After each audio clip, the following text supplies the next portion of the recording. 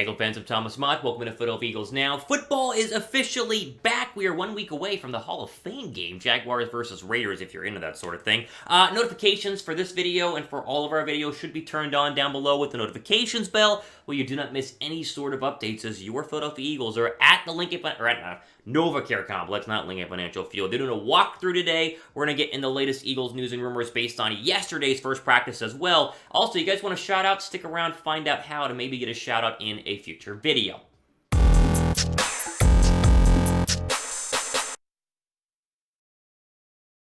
All right, let's jump into the latest Eagles news and rumors. Obviously, all training camp focus, all new, all fresh, and all very, very fun. I love the first topic for today's show. I think this is fantastic stuff. You guys are really going to enjoy this because we've not had this in Philadelphia for a long time, and that is an elite wide receiver, right? And we're really focusing in on A.J. Brown and his comments during his first press conference after training camp yesterday. So he obviously is fantastic, and I don't want to poo-poo Devontae Smith because Smith is going to be an elite receiver, but truly A.J. Brown is considered an elite receiver, and we've not had that in a very, very long time. But either way, I digress. So, there's a report that came out early yesterday morning that A.J. Brown and Jalen Hurts got to the practice facility at 6:30 a.m. You go, okay, yeah, that sounds early. They're a football player. That's how early they should be there. And of course, you know, this was backed up by both Jalen Hurts and A.J. Brown in their press conferences. But then I found out that their first practice started at 10 a.m. yesterday. So they got in 3.5 hours before the start of practice, and that seems to be the standard that Brown and Hurts and other people, I think Devontae Smith was there as well, are trying to set early on at training camp to get in, get their reps, and get the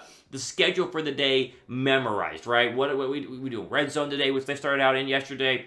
Doing one-on-ones, we doing 11-on-11, 7-on-7s. Either way, it's amazing to see how focused Brown and Hurts are, especially together, though. It seems to be the creation and the making of a very, very powerful quarterback-wide receiver duo, which I said before, we've not had in Philadelphia for a very long time. You make the case at Alshon Jeffrey, although was there really a lot of, I don't want to say love between Carson Wentz and Alshon Jeffrey, but it just kind of felt like a wide receiver quarterback duo versus like a true bond between wide receiver and quarterback, which you've seen a lot of other elite football teams. Either way, here's A.J. Brown on Jalen Hurts. I love this. It was from yesterday. Quote, he's just like me, preparing, studying. This morning we got over here really early, before everyone else, preparing. That's just who he is. Me and Jalen went over the whole script a couple of times, just making sure we're on the same page. That's how he prepares. He's a professional. Just a standard for the two of us. I know Smitty's up here every morning too. He'll join us. That's the standard. We just put the work in. The work comes first. The work comes first every day. When you're playing a team sport, it's not always about X's and O's.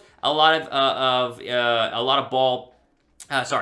of is ball, but the other part of it is getting to know that person, being on the same page with that person, knowing how that person thinks and getting to know them thoroughly. We've got a lot of time to do that right now, end quote. So just some great stuff there. If you're excited about this season, that's exactly what you want to read. They're putting in the work. Hurts, A.J. Brown, Devontae Smith, they're trying to be as great as humanly possible. And as I said at the top, we've never had receivers like this. Now, you can make the case Maclin and Deshaun Jackson were the best that we've had since Terrell Owens, and that's a fair argument. Obviously, Deshaun Jackson and Jeremy Maclin were fantastic. Last 1,000-yard receiver we had was Jeremy Maclin back in 2014. But these two, especially Brown and Devontae Smith, they just feel different. It just feels like they're going to have a monster season. And even though this is still, to me, a run-first football team, it's a run football team that is going to set up the pass, these wide receivers, in an incredible way. I'm expecting big things here, and I really think that this receiver core will turn out to be one of the top 5 best receiving cores in the National Football League, looking back on 2022. Brown, I hope he's a 1,000-yard receiver. I don't know if he will be, you gotta even things out with Dallas Goedert. You gotta even things out with Devontae Smith. There are a lot of receivers that want to get the football, but I do think he's gonna catch a bunch of touchdowns, especially in the red zone where Philadelphia historically has struggled over the past couple of seasons. We'll do an ad break, pin comments down below. How many touchdowns for A.J. Brown in 2022? Give me your prediction. I'm hoping like 8 to 10, but 7 is still fine. Curious where you guys are at. How many TDs for Brown in 2022? Okay, another storyline that kind of popped up again yesterday was the Brandon Graham contract situation, and he mentioned that he wants to come back to Philadelphia. We forget Brandon Graham is in a contract year. They gave him the extension, but he's only signed through 2022, and so the question for the 30-plus-year-old pass rusher coming off of a major lower body injury is, are they going to be able to re-sign him for another season? Now, obviously, it's going to go ahead and depend on how well he plays, but it's good to hear that, 1, he wants to keep playing, and 2, he wants to be in Philadelphia. Throw up the tweet here from 94.1 WIP beat writer Elliot Short Parks. He said, quote, Brandon Graham says this will not be his last season, wants to play for #Eagles beyond this year, end quote. I'd be shocked if they let him go. You'd have to have a significantly horrible season for Philadelphia not to re-sign him. Again, he's developing into the Chris Long role, and I talk about the Chris Long role way too much here on the channel, but it's true. Chris Long was one of the best rotational signings Philadelphia's had in a long time. What he did during the Super Bowl run was nothing short of perfect. Just being a third down guy, 33% of the reps, whatever it was, a limited role at his age where he could give you some fresh, legs off the edge for a couple of snaps was really, really beneficial and impactful, especially in that Viking game, in the NFC Championship game. But I think Brandon Graham can become that on this defensive line because you have Reddick and you have Josh Sweat and you expect to draft somebody next year. They have all these young players who can take more reps and give Brandon Graham a little bit more rest, but that means Brandon Graham can be healthier and, have more, miles or less miles underneath his legs to give you some really, really good snaps and really, really good sacks, specifically later on in the season, whenever it really is going to go ahead and count and hopefully into the postseason. But I hope he comes back. I have zero issue with him being re-signed as long as he doesn't get injured this year and as long as he doesn't show that he's falling off a cliff, which I don't expect him to do at all. What do you guys think? Is this Brandon Graham's last year in the NFL? Type Y down below for yes or N down below for no. Really, last year in Philadelphia. Either way, Y for yes, N below for no. I don't think so. I think he's going to obviously come back, and I'm expecting big things from him. Kind of the forgotten pass rusher on this defense in 2022.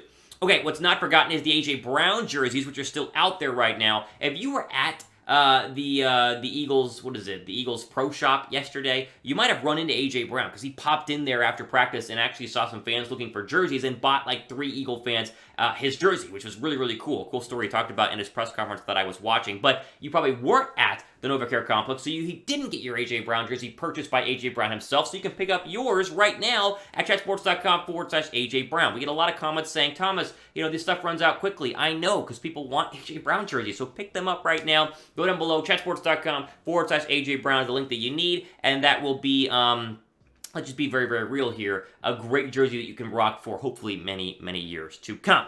Okay, we're going to get into some day one notes during training camp. Who looked good, who looked bad. Again, training camp is like this, so take it all with a grain of salt. We'll jump into that here in just 1 second. First, though, you guys got to make sure you have the notification bell turned on this channel. Right now, we have 30,878 subscribers, which is crazy. 30,000 of you guys watch this show, which is nuts. However, only 17%, like 5.4 thousand of you guys have notifications turned on. So only 5.4 get notified when we drop a new video, which has tons of news and rumors packed into it. So turn on the notification bell. If you are one of our 17% who have notifications turned on, type Noti Gang down below. We're going to shout out tomorrow's video, the first 10 people who comment on that, maybe tomorrow or Monday's video. Either way, you'll get a shout out, the first 10 people who have notifications turned on, and type Noti Gang down below.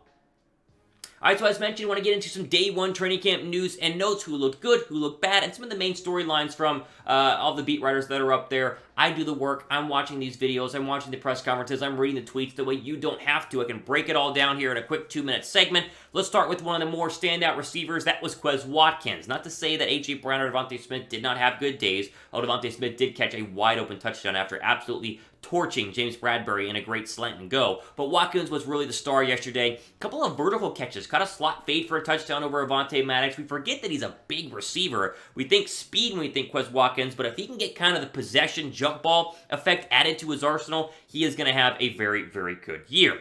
Kayvon Wallace was one of the starting safeties yesterday as they were moving people around. Tart was with the second string guys. Anthony Harris was not out there with a minor thing, but he'll be back sooner rather than later. But Wallace definitely struggled at safety. He got burned a couple of times and just looked out of place based on everything that I read. It continues to be this idea that Wallace is just not progressing at the rate he needs to win a starting job. I don't think he's going to. The question is really going to be, will he stay on this roster, right? If Tart balls out, if Anthony Harris looks good, if Marcus Epps looks good, do you need a fourth safety? That's going to be tough, and so we'll keep an eye on that battle, but Wallace was a starter day one. Again, it's day one, not going to beat the guy down, and I don't want to get too crazy here, but from what I read, he did not look too great in terms of the safety position. Jalen Reagor had a good first day, as he always does, but I want to emphasize something that's happening right now. Reagor ran primarily with the twos yesterday, so he's going 2-on-2, aka backup on backup, and so Reagor always has good camps, had a great camp last year, and then did absolutely nothing,